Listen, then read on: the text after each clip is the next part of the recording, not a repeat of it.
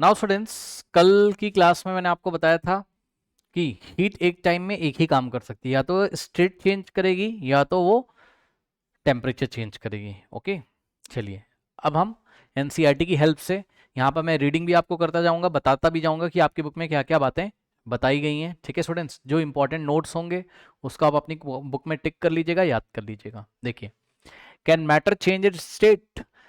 ठीक है, क्या मैटर का स्टेट चेंज हो सकता है? ठीक है स्टूडेंट्स, हो सकता है। मैंने आपको कल बताया था कि टेम्परेचर और प्रेशर चेंज करके हम मैटर का स्टेट चेंज कर सकते हैं। तो पहले तो हम पढ़ेंगे क्या, टेम्परेचर का इफेक्ट। ओके, ज़्यादा हमें टेम्परेचर के बारे में ही पढ़ना है। टेम्परेचर को चेंज करके आप मैटर का स्टेट चेंज कर सकते हैं, सॉलिड से लिक्विड में, लिक्विड से गैस में, या गैस से लिक्विड और लिक्विड से सॉलिड में। एक एक करके आराम आराम से पढ़ेंगे। चलिए देखिए जरा क्या कह रहा है। कह रहा है we all know from our observation that water can exist in 3 states of matter. आप वाटर को देखते हो, वाटर के 3 स्टेट्स ऑफ मैटर होते हैं। वाटर सॉलिड में भी रह सकता है, सॉलिड फॉर्म में भी।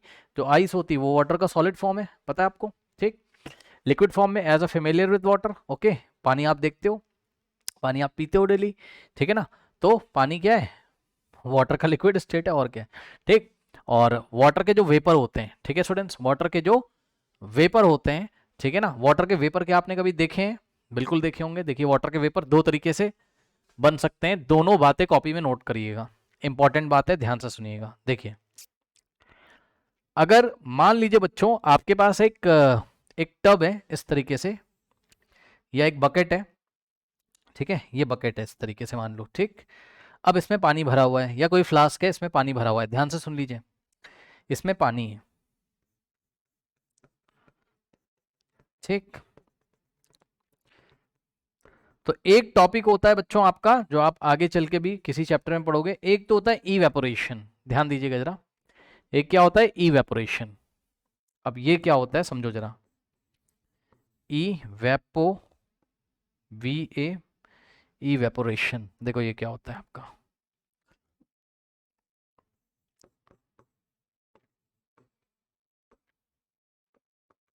एक तो इवेपोरेशन है, और दूसरा जो आपका टॉपिक है वो बॉइलिंग है। थोड़ा सा यहाँ पे वेपर शब्द का यूज किया तो मुझे याद आया, तो ये मैं डिस्कस करना चाहता हूँ आपके साथ। ध्यान से चेक करिए। देखिए, यहां से क्या किया आपने, ये मान लो फ्लास्क है, चलो फ्लास्क में पानी रखा हुआ है। सेकंड केस में पानी की बॉइलिंग कराने जा रहे हैं। अभी बॉइलिंग को डिटेल में पढ़ेंगे, लेकिन अभी के लिए आप ये देखो, फ्लास्क को अगर आप बर्नर पे रख दोगे और बर्नर को अगर आप ऑन कर दोगे, क्या होगा। बर्नर पे रख दिया, बर्नर को ऑन कर दिया। ठीक, उससे पहले आप यहां पर आओ, ध्यान से सुनो बच्चों। आपने फ्लास्क को ऐसे ही छोड़ दिया, मान लो सनलाइट में छोड़ दिया। फ्लास्क को आपने सनलाइट में ऐसे खुला छोड़ दिया, बाहर धूप निकली हुई है, वहां पे आपने फ्लास्क को छोड़ दिया, क्या होगा। आप देखोगे धीरे धीरे पानी का लेवल कम हो जाएगा। पहले पानी है इस लेवल तक है, फिर यहाँ तक आएगा, फिर यहाँ तक, फिर यहाँ तक। और अगर दोपहर का टाइम है, मई जून का महीना है, तो शाम तक पानी उसमें बचेगा ही नहीं। आप देखोगे तो पानी कहाँ गया। तो जवाब है लेयर बाय लेयर। सुन लो, पानी का जो ऊपर वाला सरफेस था, समझिए जरा, ये सन है, ये सन है। सन से जो लाइट आती है, लाइट में एनर्जी होती है, आपको पता है। उस एनर्जी को वाटर के मॉलिक्यूल्स लेते हैं और अपनी काइनेटिक एनर्जी बढ़ा लेते हैं। सुन लो ध्यान से, light is a form of energy. Sun से जो लाइट आती है ना, उसमें एनर्जी होती है। जैसे ही लाइट पानी पे फॉल करती है, तो वो लाइट में जो एनर्जी होती है, वो एनर्जी कहाँ चली जाती है, पानी के मॉलिक्यूल के पास। और पानी के मॉलिक्यूल को एनर्जी मिल जाए, चाहे सनलाइट से मिल जाए, और चाहे आप नीचे से बर्नर लगा के गर्म कर रहे हो, कैसे भी उसको एनर्जी मिल जाए। ठीक है ना। तो होता क्या है, ये पार्टिकल्स जो होते हैं, पानी के पार्टिकल्स, पानी के जो पार्टिकल्स होते हैं, इनकी काइनेटिक एनर्जी बढ़ जाती है। सुन लो ध्यान से भाई, अगर किसी को कहीं से एनर्जी मिल जाए, पार्टिकल्स को अगर कहीं से एनर्जी मिल जाए, तो उसकी काइनेटिक एनर्जी बढ़ जाएगी। तो सनलाइट से इसको काइनेटिक एनर्जी मिल गई। ठीक, या सनलाइट से इसको जो एनर्जी मिली, सन से जो एनर्जी आ रही है, उसको इन पार्टिकल्स ने क्या किया, काइनेटिक एनर्जी के फॉर्म में बना लिया अपना, मतलब अपनी काइनेटिक एनर्जी इसकी बढ़ गई। और ये क्या करेंगे, सरफेस को छोड़ के ऊपर जाने लगेंगे ऐसे। एनर्जी मिल रही है ना, तो सरफेस को छोड़ के भाग जाएंगे।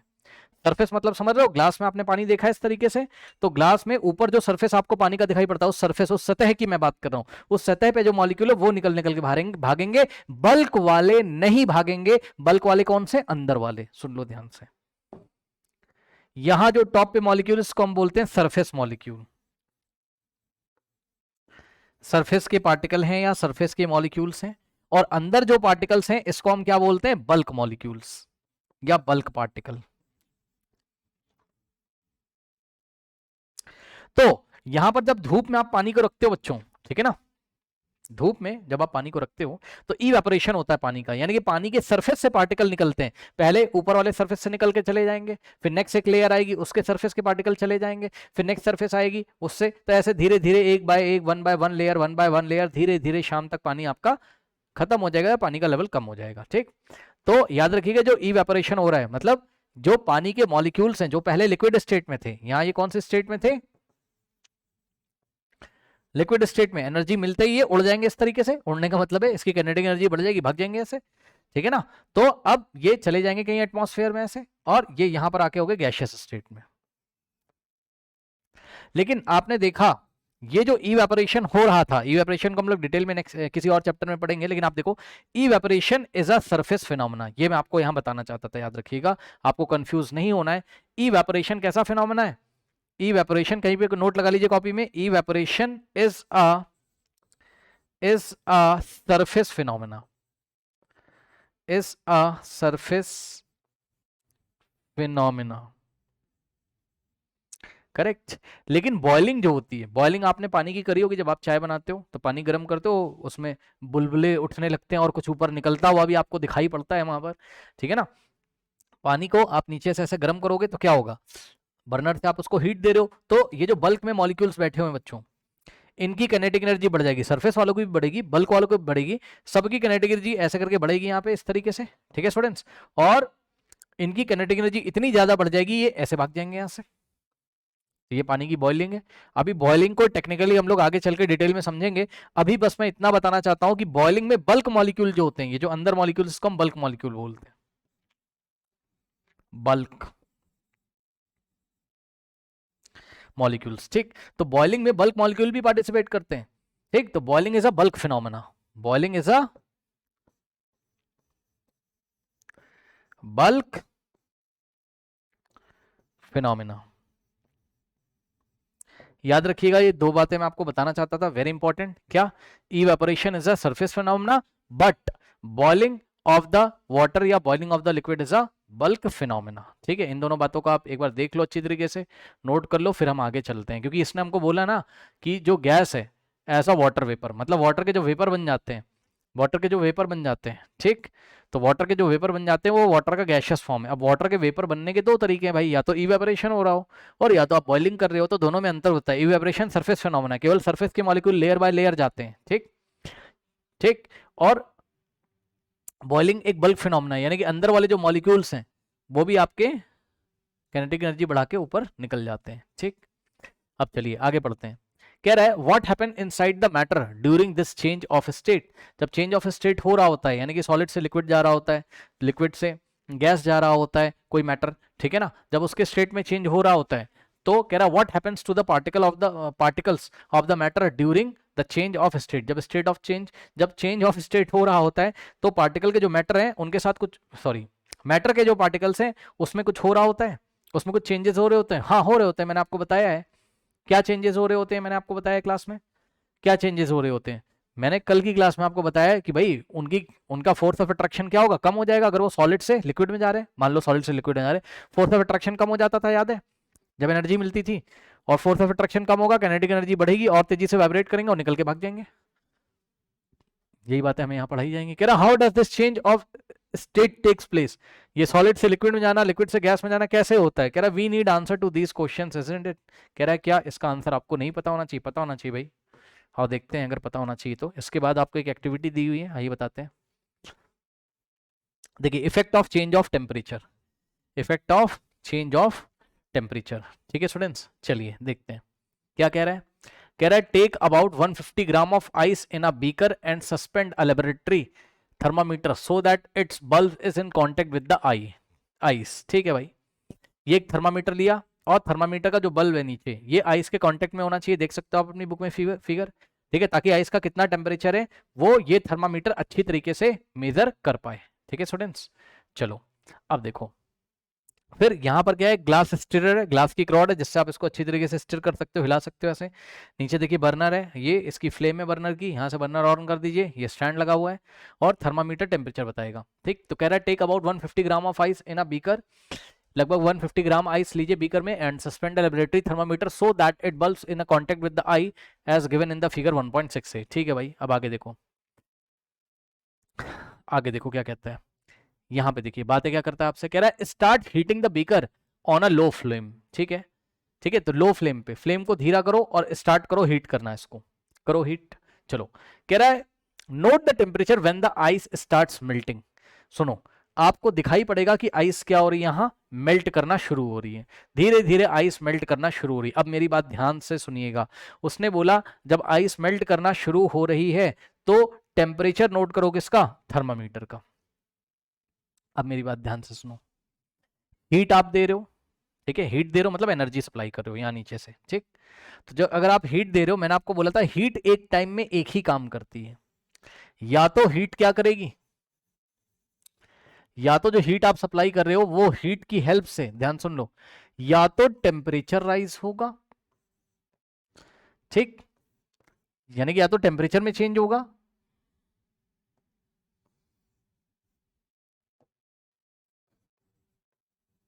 चेंज इन टेम्परेचर, ठीक है। चेंज इन टेम्परेचर क्यों लिख रहा हूं, क्योंकि जरूरी थोड़ी ना कि टेम्परेचर बढ़ रहा हो, टेम्परेचर डिक्रीज भी हो सकता है, क्योंकि कभी कभी जरूरी थोड़ा ना हमेशा हीट आप दोगे। अगर आप हीट बाहर निकाल रहे हो तो रेफ्रिजरेटर में क्या करते हो बताओ आप, पानी को रखते हो, पानी में से हीट कंटेंट बाहर निकलता है ना, रेफ्रिजरेटर का काम ही ये होता है, रेफ्रिजरेटर हीट देता थोड़ी ना है, कुछ जो मैटर आप रेफ्रिजरेटर में रखते हो उससे वो हीट एक्सट्रैक्ट कर लेता है, निकाल लेता है, तभी तो सामने वाला ठंडा हो जाता है मैटर, जो भी सब्जी वब्जी उसमें रखते हो या जो कुछ भी रखते हो, पानी रखते हो बर्फ बन जाता है, वो आइस बन जाता है, उसमें हीट कंटेंट निकल जाता है, यानी उसका टेम्परेचर चेंज हो जाता है। तो टेम्परेचर लो से हाई भी हो सकता है, हाई से लो भी हो सकता है, अभी हम लो से हाई की बात कर रहे हैं, गर्म कर रहे हैं ना अभी, आइस को गर्म कर रहे हैं, ठीक।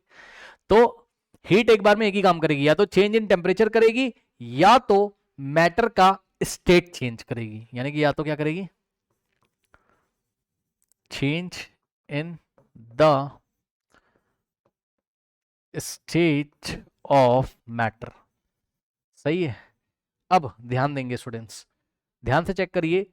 अब मैं आपको बताता हूं एक बात वेरी इंपॉर्टेंट, जब आइस यहां मेल्ट हो रही है, सबसे पहले आपके पास यहां पर आइस थी ये पूरी इस तरीके से बहुत सारी 150 ग्राम, फिर आपने इसको गर्म करना शुरू किया, थोड़ी थोड़ी आइस मेल्ट हो गई, आइस का जो टेम्परेचर था इतना तो सबको पता होगा, भी आपकी बुक में लिखा, उसको हम डिस्कस कर लेंगे, वो आप टेंशन छोड़िए, आप ये सुनिए, जो आ, जो जो आइस का टेम्परेचर होता है, या आप इतना समझो कि वाटर का जो फ्रीजिंग पॉइंट होता है वो होता है 0 डिग्री सेल्सियस, इतना भी बस आप समझ लो, अभी मैं आपको डिटेल में समझाऊंगा, ठीक।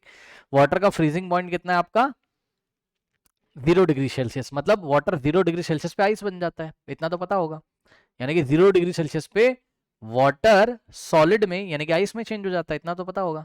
तो यानी कि आइस का टेम्परेचर भी 0 डिग्री सेल्सियस है, ठीक है, मान लो।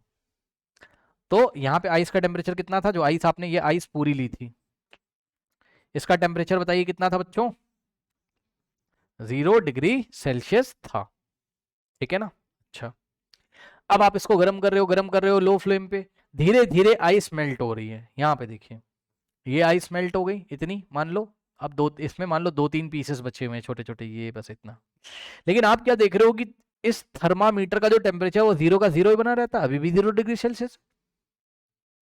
फिर ये आइस भी मेल्ट हो गई, मान लो ये वाला टुकड़ा भी मेल्ट हो गया, अब 2 टुकड़े बचे हुए, अभी भी 0 डिग्री सेल्सियस है। ये वाला टुकड़ा जब मेल्ट कर रहा है, जब तक अभी एक टुकड़ा बचा हुआ है बस आइस का, मान लो अभी भी 0 है। अब जब तक ये मेल्ट नहीं कर जाएगा, मतलब जब तक सारा का सारा आइस मेल्ट नहीं कर जाएगा, तब तक टेम्परेचर कांस्टेंट रहेगा। मतलब समझो, मतलब पानी, मतलब जब आइस सॉलिड से लिक्विड में जा रही थी, तो नीचे से जो आप हीट सप्लाई कर रहे थे कहां गई वो, टेम्परेचर नहीं राइज कर रहा है, ना ना ना ना, टेम्परेचर तो 0 डिग्री सेल्सियस ही है अभी भी बच्चों। पहले वो 0 डिग्री सेल्सियस की आइस थी ऊपर, अब वो पहले वो क्या थी, 0 डिग्री सेल्सियस की आइस थी। पहले बच्चों ये आइस रखी हुई है बहुत सारी, पहले वो 0 डिग्री सेल्सियस टेम्परेचर पे रखी हुई आइस थी, अब वो 0 डिग्री सेल्सियस पे रखा हुआ पानी बन गया है। ध्यान से सुन लीजिए, ठीक। तो जो आपने हीट दी वो कहां गई, तो जवाब है इस बार जो हमने हीट दी उसने टेम्परेचर नहीं बढ़ाया, टेम्परेचर नहीं, उसने क्या कर दिया, चेंज इन, उसने टेम्परेचर नहीं राइज किया, उसने क्या किया, change in the state of matter, matter का स्टेट चेंज हो रहा था, सॉलिड से वो लिक्विड में आ रहा था। क्योंकि सारा का सारा जो आप हीट दे रहे हो वो कहां खर्च हो गया, खुद सोचो। अभी कल की क्लास में मैंने आपको बताया था कि जो आइस के पार्टिकल होंगे इसके बीच में फोर्स ऑफ अट्रैक्शन ज्यादा होगा, तो जैसे आप हीट दोगे तो ये पार्टिकल वाइब्रेट करेंगे और फोर्स ऑफ अट्रैक्शन धीरे धीरे कम होगा और ये पार्टिकल दूर हो जाएंगे, इनकी काइनेटिक एनर्जी बढ़ जाएगी और तेजी से वाइब्रेट करेंगे। फोर्स ऑफ अट्रैक्शन कम हो जाएगा, काइनेटिक एनर्जी ज्यादा हो जाएगी और ये लिक्विड स्टेट में आ जाएंगे। तो मोटे मोटे शब्दों में बोले तो जो हीट आप सप्लाई कर रहे हो उसका फोर्स ऑफ अट्रैक्शन ब्रेक कराने में और पार्टिकल्स की काइनेटिक एनर्जी को इंक्रीज करने में यूटिलाइज हो जा रहा है। इसलिए जो हीट आपने सप्लाई करी थी वो हीट टेम्परेचर राइज नहीं कर रही है,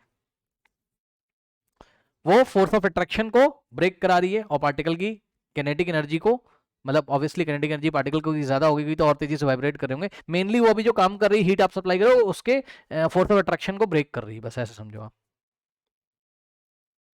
ठीक, काइनेटिक एनर्जी भी उतनी ज्यादा नहीं बढ़ा रही, बस इतनी बढ़ा रही कि वो और तेजी से वाइब्रेट करें। ऐसे पहले ऐसे वाइब्रेट कर रहे थे ये पार्टिकल है, अब तेजी से वाइब्रेट कर रहे हैं, इससे फोर्स ऑफ अट्रैक्शन ब्रेक हो गया उसका, तो टेम्परेचर राइज नहीं कर रहा, अभी स्टेट चेंज हो रहा है सॉलिड से लिक्विड में। ठीक, अब सुनो अब क्या होगा।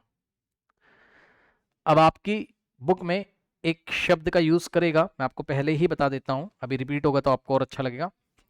वो आपसे बात करेगा बच्चों, चलो बाद में ही बात कर लेते हैं, छोड़ो उसको, बाद में ही बात कर लेंगे, नहीं कंफ्यूज हो जाओगे तुम। ठीक, छोड़ो। तो जो जो कह रहा है उस हिसाब से हम करते जाते हैं, ठीक है ना। देखो, तो उसने हमसे पूछा क्या टेम्परेचर चेंज हो रहा था, नहीं। ये देखो उसने हमसे बोला ना यहाँ पे, कह रहा note the temperature when the ice start melting, जब आइस स्टार्ट कर रही मेल्ट करने में तो टेम्परेचर नोट करो। कर लो भाई नोट टेम्परेचर,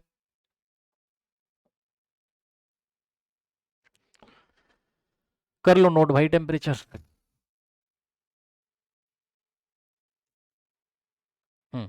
ठीक है। इसको ना थोड़ा सा ऐसे कर लेते हैं फिर बताते हैं आपको, ए ऐसे थोड़ा छोटा हो जाएगा। हम्म, चलो पहले इसको डिस्कस कर लें, नहीं छोटा हो जाएगा ना।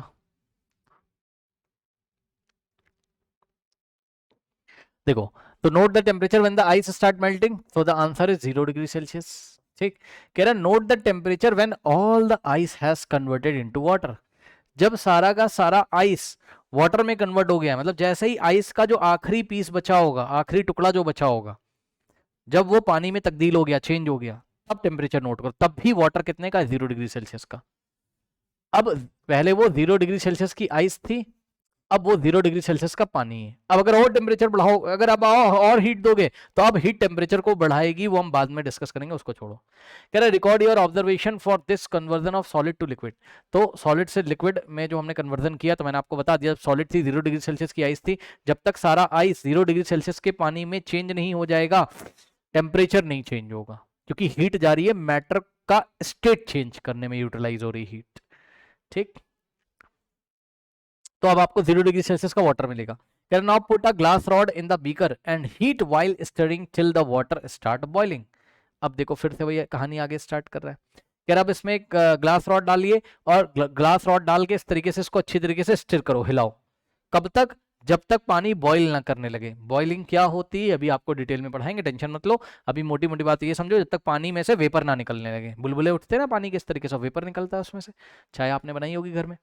ठीक, तो जब तक पानी बॉईल ना करने लगे तब तक आप क्या करिए, उसको गर्म करते रहिए, है ना, और ग्लास रॉड से स्टिर करते रहो इस तरीके से। ग्लास रॉड से क्यों स्टिर करोगे, ताकि हीट उसमें अच्छी तरीके से मिक्स हो जाए, ऐसे समझो हर एक पार्टिकल तक हीट अच्छी तरीके से पहुंच जाए। ठीक है स्टूडेंट्स, ओके। कह रहा keep a careful I on the thermometer reading till most of the water has vaporise. अब बताओ क्या रहा होगा, अब बताओ क्या हो रहा होगा, देखो क्या हो रहा होगा, कहीं पे बना दे छोटा सा, समझ जाओगे। कल भी बताया था, आज भी ध्यान से सुन लो। पहले ये 0 डिग्री सेल्सियस की आइस थी, आपने हीट दिया, सारा का सारा आइस चेंज होगा किसमें, पानी में, वाटर में।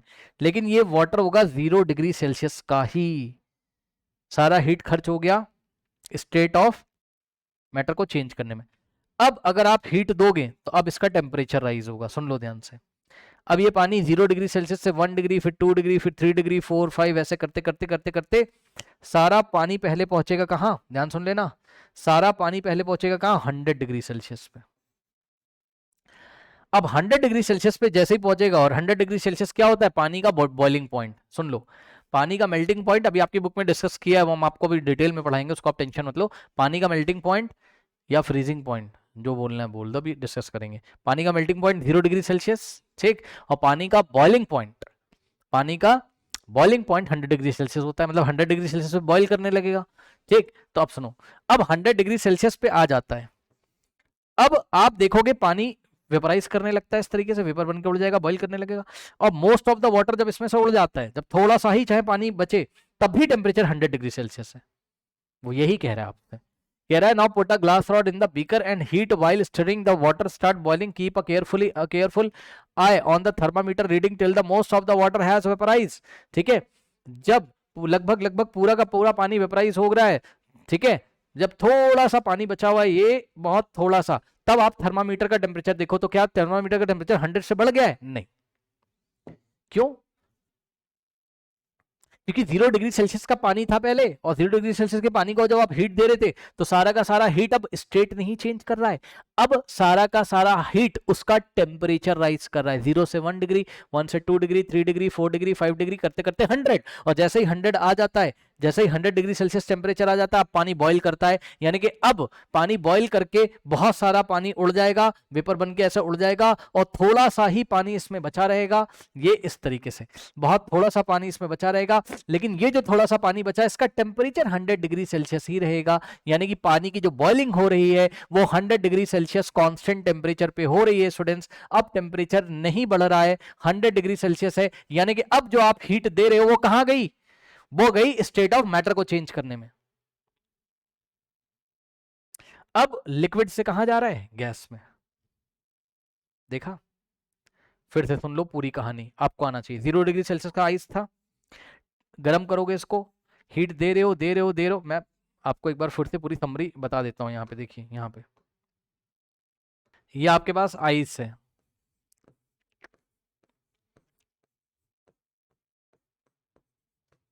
ठीक, ये क्या है, 0 डिग्री सेल्सियस की क्या है, आइस है। ठीक, इसको आपने हीट किया, तो पहले बच्चों क्या बनेगा, 0 डिग्री सेल्सियस का पानी बन जाएगा।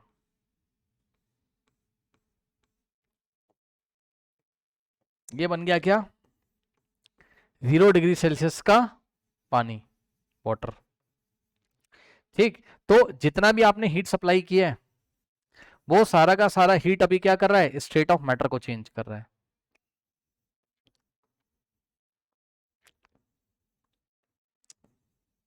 कैसे चेंज कर रहा है, वो अभी आपकी बुक में लिखा है, मैं आपको पढ़ा दूंगा, पढ़ा तो मैंने दिया ही है, कि भाई आप जो हीट दोगे उससे फोर्स ऑफ अट्रैक्शन क्या होगा, कम हो जाएगा पार्टिकल्स के बीच में, और तेजी से वाइब्रेट करेंगे, बस, और क्या। ठीक है ना, और लिक्विड स्टेट में आ जाएगा। अब ध्यान से सुनो, अब 0 डिग्री सेल्सियस का वाटर जब आपको मिल गया, अब आप जो हीट दोगे, ये हीट कहां जा रही, अब टेम्परेचर चेंज होगा, चेंज इन टेम्परेचर। अब ये हीट जो सप्लाई कर रहे हो, it will change the temperature, heat will change the temperature, मतलब अब 100 डिग्री सेल्सियस का पानी बन गया, पानी है लेकिन कितने का, 100 डिग्री सेल्सियस का पानी। ठीक, 100 डिग्री सेल्सियस का पानी है। अब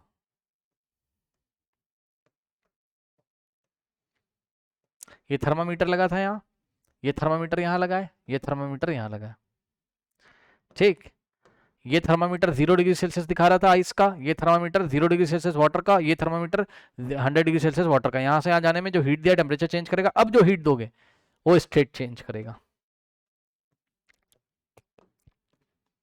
यहाँ से यहाँ जाओगे, तो अब जो आप हीट सप्लाई कर रहे हो स्टूडेंट्स, ये हीट कहाँ यूटिलाइज होगी, चेंज इन स्टेट में।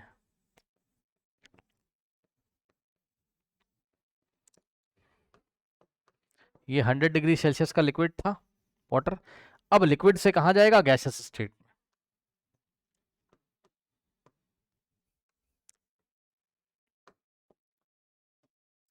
अब ये कहां जाएगा, गैसियस स्टेट में। तो अब इसमें बहुत थोड़ा सा पानी बचा हुआ है नीचे, इसमें बहुत थोड़ा सा यहाँ पानी बचा हुआ है, बाकी सारा पानी उड़ गया, ठीक है ना, वेपर बन के ये। और अभी भी ये टेम्परेचर कितना शो कर रहा है, 100 डिग्री सेल्सियस का थोड़ा सा पानी बचा हुआ है, लेकिन ये वेपर बन गई, 100 डिग्री सेल्सियस पे बॉइलिंग हो रही है एक तरीके से। पानी का टेम्परेचर क्यों नहीं चेंज हो रहा है, क्योंकि सारा का सारा हीट जो दे रहे हो स्टेट ऑफ मैटर को चेंज करने में यूटिलाइज हो जा रहा है। ठीक, अब इसके बाद कौन सी स्टेट होगी गैस के बाद, तो वो हमारे सिलेबस में नहीं है ना, उस पर अभी रिसर्च चल रहा है, वो हमारे सिलेबस से हटा दिया गया, प्लाज्मा वाज्मा जो भी है वो सब स्टेट हमें नहीं करना, आप छोड़ो उसको। ये पूरी कहानी। अब ध्यान से सुनो, यहाँ कुछ क्वेश्चंस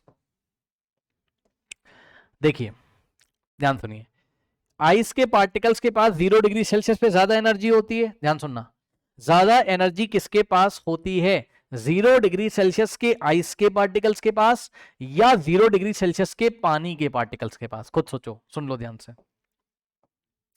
हमने आपको 0 डिग्री सेल्सियस का आइस दे दिया और 0 डिग्री सेल्सियस का हमने पानी दे दिया, किसके पार्टिकल के पास ज्यादा एनर्जी होगी, तो जवाब है टेम्परेचर दोनों का सेम है, लेकिन ज्यादा एनर्जी होगी 0 डिग्री सेल्सियस के पानी के पास। ठीक, तो ऐसे लिख लीजिए अपनी कॉपी में, एनर्जी ऑफ, अब ये क्यों होगी मैं आपको बताऊंगा अभी, energy of 0 degree Celsius water is greater than energy of 0 degree Celsius ice. ये क्या बात हो गई, क्योंकि आप देखो ना, खुद दिमाग लगाओ, मान लो यहां पे वाटर के कुछ पार्टिकल्स थे, यहां पे वाटर के कुछ पार्टिकल्स थे, मान लो 1000 पार्टिकल थे, ठीक, जस्ट एग्जांपल के लिए बता रहा हूं, या 1 लाख पार्टिकल थे, वाटर के 1 लाख मॉलिक्यूल थे, तो यहां पे भी तो वाटर के 1 लाख मॉलिक्यूल हैं 0 डिग्री सेल्सियस पे,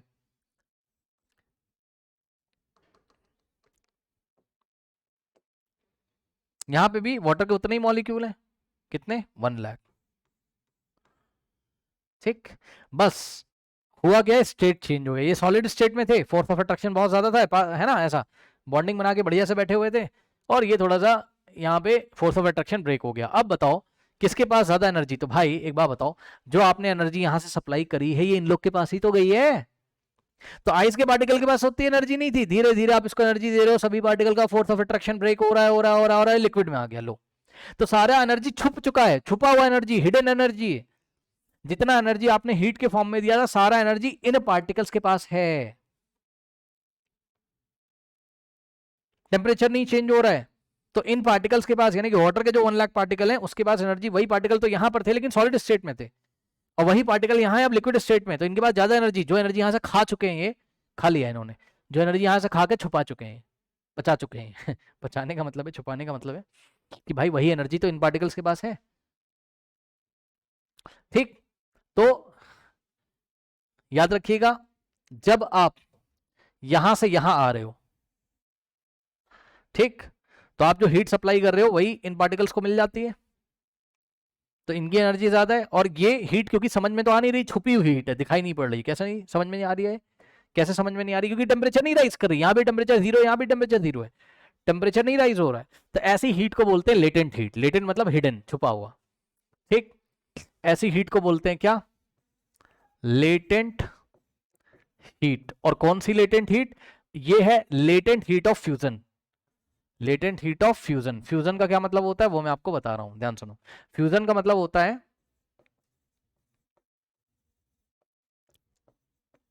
सॉलिड से लिक्विड जाना, जब सॉलिड से लिक्विड कन्वर्जन होता है तो उसको हम फ्यूजन बोलते हैं, तो ये जो फ्यूजन हो रहा है, ठीक, तो यहां से यहां जाने में जितनी हीट लग रही होगी उसी को हम क्या बोलेंगे, latent heat of fusion.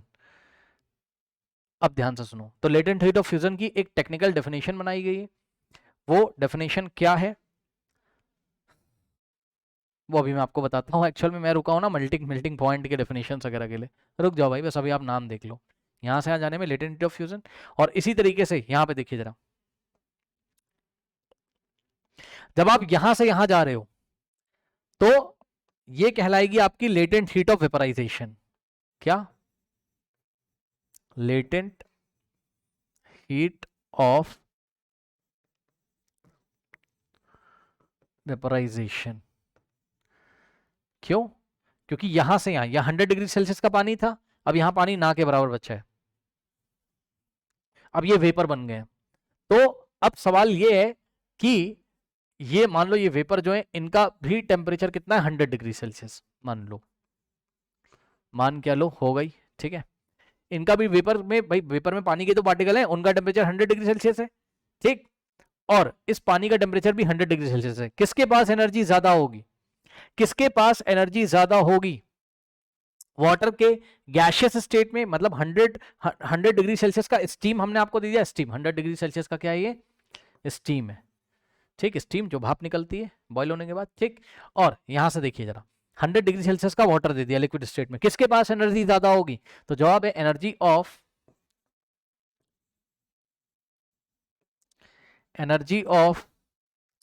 100 degree Celsius steam is greater than energy of 100 degree Celsius water। सही है, energy of 100 degree Celsius steam is greater than 100 degree Celsius water. क्यों? आप यहां से यहां जाने में जो हीट सप्लाई करो कहां जा रही है, वो पार्टिकल का स्टेट चेंज कर रही, इस बार टेम्परेचर नहीं चेंज करे, इसलिए दोनों का टेम्परेचर सेम लगे। भैया इसके पार्टिकल के पास ज्यादा एनर्जी होगी, वो सारी जो एनर्जी आपने यहां से यहां जाने में दी, वो इन्हीं पार्टिकल के पास तो है। मान लो जस्ट फिर से वही बात पुरानी वाली, मान लो कि यहां पर कितने पार्टिकल्स थे, पानी के 1 लाख। अब ये लिक्विड स्टेट में, ठीक। अब जब यहां से यहां गए हो तो ये मान लो सारा पानी खत्म हो गया, भाई मान लो, ठीक है। मान लो 1 लाख स्टीम के, मतलब वेपर के पार्टिकल, वाटर के गैसेस पार्टिकल हैं, गैसेस पार्टिकल, पार्टिकल बोलो मॉलिक्यूल, मतलब पहले मॉलिक्यूल पास पास थे तो लिक्विड थे, अब दूर दूर हो गए तो गैसेस स्टेट में कहे जाएंगे, बट मॉलिक्यूल तो वही। तो ये दूर दूर क्यों हो गए? इनका फोर्स ऑफ अट्रैक्शन बहुत कम हो गया है। तो भाई ये फोर्स ऑफ अट्रैक्शन फ्री में तो कम किया नहीं है, एनर्जी लेके कम किया। तो ये एनर्जी जो दी थी, जो कि देने के बाद ऐसा लग रहा है इसने टेम्परेचर नहीं राइज किया, नहीं राइज किया, भाई थर्मामीटर बता रहा है आपका, इसका भी 100 डिग्री सेल्सियस, इसका भी, तो एनर्जी गई कहां? इन लोगों ने खा लिया, पचा लिया, मॉलिक्यूल्स ने एनर्जी ले ली। लेने का मतलब है एनर्जी लेके भाई अपनी काइनेटिक एनर्जी बढ़ा ली है, और क्या है, काइनेटिक एनर्जी बढ़ गई उसकी, तेजी से भाग रहे हैं इधर उधर, ठीक। तो ज्यादा एनर्जी किसके पास होती है, याद रखिएगा, 100 डिग्री सेल्सियस के स्टीम के पास या 100 डिग्री सेल्सियस के वाटर के पास? तो जवाब है 100 डिग्री सेल्सियस स्टीम के पास। क्यों? क्योंकि 100 डिग्री सेल्सियस स्टीम के पास लेटेंट हीट ऑफ वेपराइजेशन भी होता है, छुपी हुई हीट होती है, जिसको लेके वो लोग अपनी काइनेटिक एनर्जी वगैरह बढ़ा लेते हैं, फोर्स ऑफ अट्रैक्शन को कम कर लेते हैं।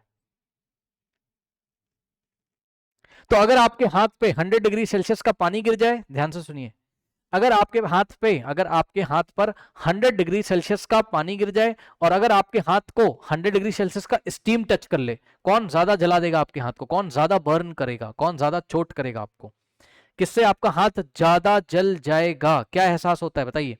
बॉयल होते हुए 100 डिग्री सेल्सियस के पानी में आप हाथ डाल दो, फिंगर एक बार को डालना नहीं है, जस्ट बता रहा हूं, ठीक है। हाथ आपका कम जलेगा, उतना नहीं जलेगा, ठीक है। लेकिन अगर 100 डिग्री सेल्सियस की स्टीम है, भाप निकल रही, भाप में गलती से हाथ लग जाए आपका, तो बस फिर तो गया पूरा, बहुत बुरी तरीके से हाथ जल जाता है भाप से, स्टीम से। क्यों? क्योंकि स्टीम के पार्टिकल के पास ज्यादा एनर्जी, भैया जब मैंने आपको बताया था ज्यादा एनर्जी का मतलब है कि इसके पार्टिकल बहुत तेजी से इधर रैंडम मोशन कर रहे हैं। जैसे ही स्टीम के पास आप अपना हाथ लेके आओगे, ये पार्टिकल बहुत तेजी से आएगा, आपको ठक से ऐसा मारेगा, है ना। उसके पास ज्यादा एनर्जी का मतलब उसकी काइनेटिक एनर्जी बहुत ज्यादा है, तो वो आके बहुत तेजी से हजारों लाखों पार्टिकल आपको एक साथ हिट करते हैं, तो बहुत तेज चोट लगती है। उसी चोट लगने को हम बोलते हैं जल गया, हाथ मेरा जल गया, बर्न हो गया। और जो पानी बॉईल कर रहा था उसमें जब मैंने फिंगर डाली तो पानी की काइनेटिक एनर्जी उतनी ज्यादा नहीं थी, 100 डिग्री सेल्सियस के पानी की काइनेटिक एनर्जी उतनी ज्यादा नहीं थी, क्योंकि उसके पास लेटेंट हीट ऑफ वेपराइजेशन नहीं था। तो वो धीरे धीरे हिट करते हैं, उतना तेज आपको हिट नहीं करेंगे, तो उंगली आपकी कम जलती है, कम बर्निंग होती है, कम बर्न होता है, कम जलता है हाथ, क्योंकि धीरे से हिट करते हैं, स्टीम में तेजी से हिट करते हैं। ये बात है आपकी, मैंने आपको बताई, ठीक है ना। और यहाँ पे भी कुछ कूलिंग वाले इफेक्ट होते हैं, उस पर क्वेश्चन आता है, वहाँ पे अभी मैं आपको कंफ्यूज नहीं करना चाहता हूँ, एनसीईआरटी में कहीं ना कहीं आएगा। पहले मैं आपके बेसिक क्लियर कर रहा हूँ, तो हम डिस्कस करेंगे, आप टेंशन मत लो। ये थोड़ा सा हमने आपको ओवरव्यू दिया। अब आइए देखते हैं बच्चों की एनसीईआरटी आपकी क्या कहती है, ठीक है। चलिए ये देखिए बच्चों, इस पैराग्राफ को पढ़ो। कि on increasing temperature of solids the kinetic energy of the particle increases. देखिए सॉलिड की आप किनेटिक सॉलिड का टेम्परेचर बढ़ाओगे तो उनकी किनेटिक एनर्जी आपकी पार्टिकल्स की बढ़ेगी, ठीक है। Due to the increase in the kinetic energy the particle start vibrating with greater speed. The energy supplied by the heat overcome the force of attraction between the particles. The particle leave their fixed position and start moving freely. A stage is reached when the solid melts and converted into liquid. This minimum temperature at which a solid melts to become a liquid at the atmospheric pressure is called its melting point. अब ध्यान से सुनो भाई, यहाँ पे कुछ बातें आपको ध्यान करनी पड़ेंगी। सुनो, सबसे पहले आप समझो एटमॉस्फेरिक प्रेशर क्या होता है ना।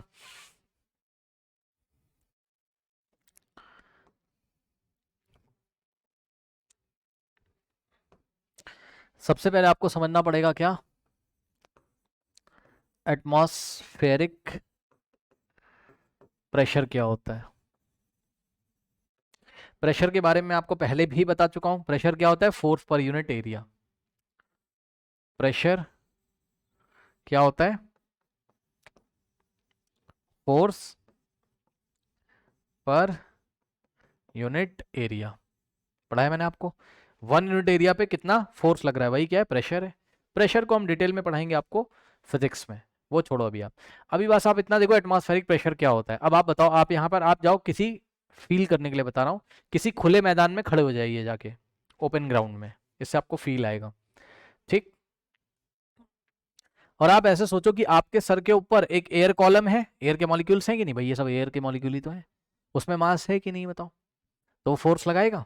तो एयर कॉलम आपके ऊपर एक फोर्स लगा रहा है, तो आपके ऊपर या किसी सरफेस पे चेक कर लो, ठीक है। ये देखिए, ये इस तरीके से प्लेन है और ये सब एयर के मॉलिक्यूल्स हैं, ठीक। तो ये एयर के मॉलिक्यूल यहां पे फोर्स लगा रहे हैं, तो फोर्स पर यूनिट एरिया, बस ऐसे समझ लो। ये लो, 1 यूनिट एरिया में जो फोर्स लग रहा होगा, किसके द्वारा? एटमॉस्फेयर के पार्टिकल्स के। भाई एटमॉस्फेयर के पास भी तो पार्टिकल है ना भैया, गैसेस पार्टिकल है, तो वो भी तो फोर्स लगाते हैं। और फोर्स पर यूनिट एरिया या किसी एरिया पे लगाया गया फोर्स या 1 यूनिट एरिया पे लगाया गया फोर्स क्या कहलाता है? प्रेशर। तो बस एटमॉस्फेयर के पार्टिकल्स जो फोर्स पर यूनिट एरिया लगाते हैं वही उसका प्रेशर है, इसी को हम एटमॉस्फेरिक प्रेशर बोलते हैं। तो अब हमेशा ऐसे एटमॉस्फेरिक प्रेशर नहीं लगता है, हर डायरेक्शन में लगता है। इधर से लग रहा है, इधर से। भाई हर जगह ना एयर के मॉलिक्यूल हैं, हर जगह है, देखो पीछे भी हैं, सब जगह एयर के मॉलिक्यूल हैं। तो एयर के मॉलिक्यूल जो हमें दबा रहे हैं ना इस तरीके से, हमारी बॉडी पे जो प्रेशर लगा रहे हैं उसी को 1 एटमॉस्फेरिक प्रेशर बोलते हैं। सिंपल शब्दों में समझिए, ज्यादा टेक्निकल नहीं, सिंपल शब्दों में समझिए कि एटमॉस्फेयर हमारे ऊपर जो प्रेशर लगा रहा है या एटमॉस्फेयर जो प्रेशर लगा रहा है, बस वही एटमॉस्फेरिक प्रेशर है। और एटमॉस्फेरिक प्रेशर क्यों लगा रहा है? प्रेशर कब लगता है? फोर्स पर यूनिट एरिया, ठीक है। अगर कहीं पर फोर्स अवेलेबल हो एरिया के ऊपर तो हम बोलते हैं force per unit area is known as pressure. तो फोर्स लगा रहे हैं क्योंकि पार्टिकल हैं ये सब एयर के, एयर मतलब एटमॉस्फेयर के पार्टिकल हैं, और वो क्या नाम है, फोर्स लगाने के लिए बिल्कुल कैपेबल है क्योंकि इसमें मास है, ठीक है ना। तो फोर्स लगा सकते हैं। अब हम मास और एस्केलेशन में हम ज़्यादा नहीं जा रहे हैं, आप बस इतना समझो, वो एटमॉस्फेयर के जो पार्टिकल हैं वो फोर्स लगा सकते हैं पक्का। और फोर्स पर यूनिट एरिया क्या कहलाता है? प्रेशर। तो क्योंकि ये एटमॉस्फेयर के पार्टिकल लगाएंगे इसलिए हम इसको क्या बोलेंगे? Atmospheric pressure. क्या दिक्कत है बताइए? तो समझ गए एटमॉस्फेरिक प्रेशर। अब आप ये समझ लो हमेशा के लिए आज के बाद केमिस्ट्री में या फिजिक्स में, जब भी आप लैब में काम करते हो, ध्यान से सुन लो, जब भी आप लैब में काम करते हो तो आप पे कितना प्रेशर लगता है? 1 एटीएम का, ठीक। एटमॉस्फेयर हमारे ऊपर जो प्रेशर लगा रहा है उसको ही हमने बोल दिया 1 एटीएम प्रेशर है। कितना है? 1 एटीएम प्रेशर। एटीएम का मतलब एटमॉस्फेरिक। अब इसके बारे में डिटेल में हम हायर क्लासेस में पढ़ेंगे, बट अभी के लिए 1 एटमॉस्फेरिक प्रेशर, ठीक। 1 एटमॉस्फेरिक प्रेशर, ठीक। तो ये चीज़ है। आप फिजिक्स में या केमिस्ट्री में आप कभी भी किसी भी डेफिनेशन को डिफाइन करेंगे, जैसे मेल्टिंग पॉइंट, बॉइलिंग पॉइंट, तो आपको ये बताना पड़ेगा कि कितने प्रेशर पे आप बता रहे हो। याद रखिएगा, मेल्टिंग पॉइंट या बॉइलिंग पॉइंट एक तरीके का टेम्परेचर होता है। क्या होता है अभी आपको पढ़ाया जाएगा आपके सिलेबस में, लेकिन प्रेशर कितना है ये भी बताना जरूरी है। तो अभी एनसीईआरटी में क्लास 9th में और हमेशा ही आपको प्रेशर कितना लेना होता है, 1 एटीएम प्रेशर। और 1 एटीएम प्रेशर का मतलब 1 एटमॉस्फेरिक प्रेशर। ये कितना प्रेशर होता है, तो जवाब है आप फील कर लो जितना प्रेशर आप फील कर रहे हो। अब 1 एटमॉस्फेरिक प्रेशर पे ही हम डेफिनेशन को क्यों देते हैं, क्योंकि जनरली जब हम लैब में काम करते हैं, जब आप लैब में काम कर रहे हो तो भाई दरवाजे दरवाजे सब खुले रहते हैं ना, तो एटमॉस्फेरिक प्रेशर ही तो लगता है। तो जो भी लैब में आप प्रैक्टिकल कर रहे हो तो प्रेशर कौन सा अवेलेबल है वहां, किसी मशीन की हेल्प से एक्स्ट्रा प्रेशर नहीं क्रिएट किया आपने वहां पर, या वैक्यूम नहीं क्रिएट किया। आपने पढ़ा होगा वैक्यूम पंप के बारे में, वैक्यूम पंप क्या करते हैं, प्रेशर को डिक्रीज कर सकते हैं। अगर इस कमरे में जो एयर भरी है हम वैक्यूम पंप लगा के एयर को सक कर लें, बाहर खींच ले, तो यहाँ का प्रेशर कम हो जाएगा, क्योंकि एयर के मॉलिक्यूल तो पकड़ के खींच लिया आपने बाहर, तो प्रेशर कौन लगाएगा। तो कहने का मतलब है जब आप लैब में काम करते हैं तो वहां नेचुरली ऑटोमेटिकली वहां पर प्रेशर कितना अवेलेबल रहता है, वहां पर प्रेशर कितना अवेलेबल रहता है, 1 एटमॉस्फेरिक प्रेशर वहां पर अवेलेबल रहता है। ठीक है स्टूडेंट्स, ओके। तो इस बात को आपको ध्यान रखना है। तो आज के बाद याद रखिएगा, कोई भी डेफिनेशन दोगे प्रेशर को मेंशन करना जरूरी है। अब यहां पर आइए जरा डेफिनेशन में, देखो डेफिनेशन पहले आप देखिए जरा, और उस डेफिनेशन से पहले यहाँ पे बोला on increasing the temperature of the solid the kinetic energy of the particle increases. ठीक, अगर आप सॉलिड का टेम्परेचर इंक्रीज कर रहे हो, सॉलिड का टेम्परेचर आप इंक्रीज कर रहे हो, भले इंक्रीज ना हो, चाहे इंक्रीज ना हो। जैसे आप आइस का टेम्परेचर इंक्रीज करने की कोशिश कर रहे थे नीचे से हीट देने की, लेकिन आइस तो 0 डिग्री सेल्सियस की थी, और जब तक 0 डिग्री सेल्सियस का पानी बन नहीं गया तब तक टेम्परेचर 0 ही रहा,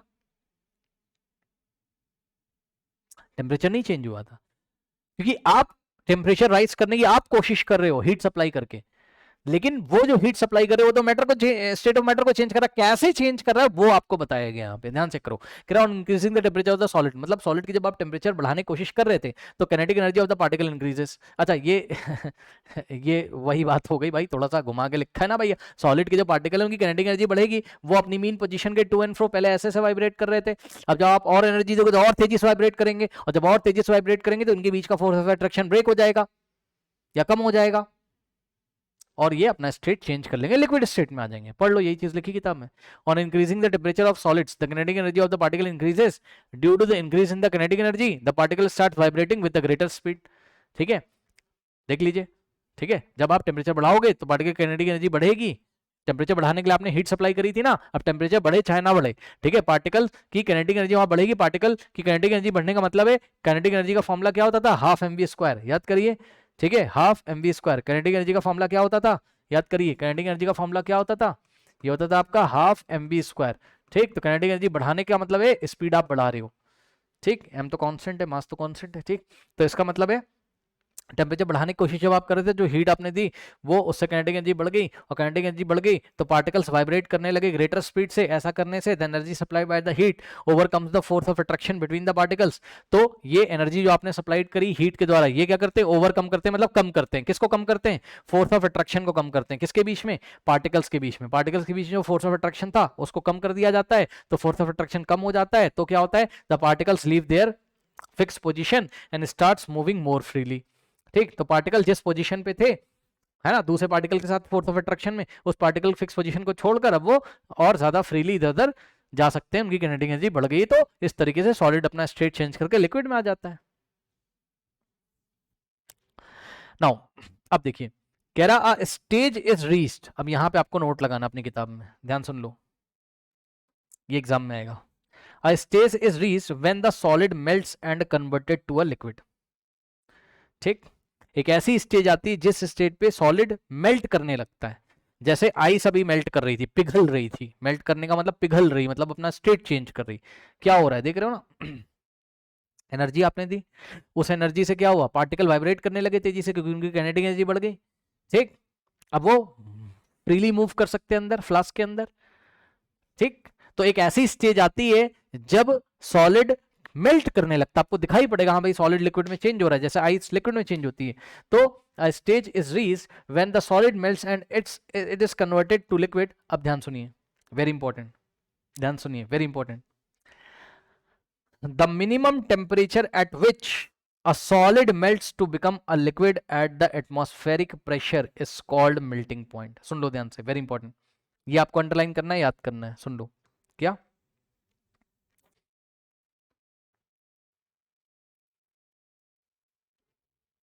देखिए, the minimum temperature at which, वो मिनिमम टेम्परेचर, वो कम से कम टेम्परेचर जिस टेम्परेचर पे, the temperature at which a solid melts to become a liquid at the atmospheric pressure is called melting point. फिर से सुनो, द मिनिमम टेम्परेचर, अभी इसको मैं आपको बताऊंगा, बहुत इंपॉर्टेंट। द मिनिमम टेम्परेचर रट लो, वो बात अलग है, मैं अभी आपको समझाऊंगा। द मिनिमम टेम्परेचर, वो कम से कम टेम्परेचर जिस टेम्परेचर पे सॉलिड मेल्ट होने लगता है और लिक्विड में चेंज हो जाता है, उस मिनिमम टेम्परेचर कितने एटमॉस्फेरिक प्रेशर पे, 1, एट 1 एटमॉस्फेरिक प्रेशर या एट एटमॉस्फेरिक प्रेशर। प्रेशर बताना बहुत जरूरी है, क्यों, ये चल के अभी आपको बॉइलिंग में मैं आपको समझाऊंगा। The minimum temperature at which a solid melts to become a liquid at atmospheric pressure is called its melting point। ठीक है, वो मिनिमम टेम्परेचर जिस मिनिमम टेम्परेचर पे एक सॉलिड मेल्ट करता है और लिक्विड बन जाता है, कितने प्रेशर पे, एट एटमॉस्फेरिक प्रेशर पे, उस मिनिमम टेम्परेचर को हम क्या बोलते हैं, मेल्टिंग पॉइंट। यानी कि मेल्टिंग पॉइंट क्या बताता है, मेल्टिंग पॉइंट बताता है एक ऐसे टेम्परेचर को जिस टेम्परेचर पर 1 एटमॉस्फेरिक प्रेशर पे या एटमॉस्फेरिक प्रेशर पे कोई सॉलिड क्या बनने लगता है, लिक्विड बनने लगता है।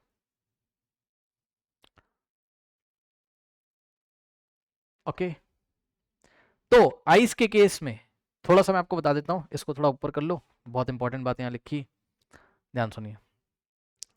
आइस के केस में जो मेल्टिंग पॉइंट है वो कितना है स्टूडेंट्स, आइस के केस में जो मेल्टिंग पॉइंट है वो है आपका 0 डिग्री सेल्सियस। सुन लो थोड़ा सा और, फिर मैं आपको इसके आगे कल बताऊंगा, ध्यान सुनो। देखो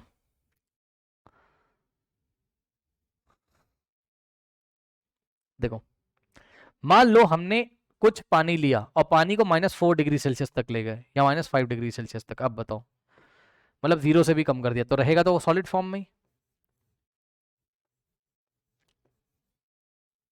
अब इसको हमने गर्म किया, हीट करोगे, तो आप इसको हीट करोगे तो पहले इसका टेम्परेचर राइज होगा, नंबर लाइन पड़ी है ना, -5 यहाँ लेफ्ट में आएगा, -5 कम है, फिर राइज करेगा 1 डिग्री तो -4 पे जाएगा, फिर इसमें +1 करो, 1 डिग्री राइज करो तो -3 पे जाएगा, फिर 1 डिग्री राइज करो तो -2 पे जाएगा, 1 डिग्री राइज करो तो -1 पे आएगा, और 1 डिग्री राइज करोगे तो 0 डिग्री सेल्सियस पे आ जाएगा।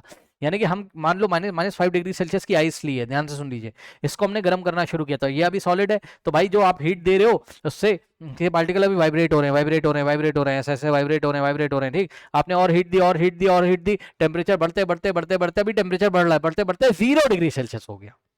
तो अब ये आइस है, अभी स्टेट नहीं चेंज हुआ, अभी टेम्परेचर चेंज हो रहा है, -5 डिग्री सेल्सियस से बढ़ के टेम्परेचर कितना हो गया, 0 डिग्री सेल्सियस हो गया। अब ये 0 डिग्री सेल्सियस की आइस है।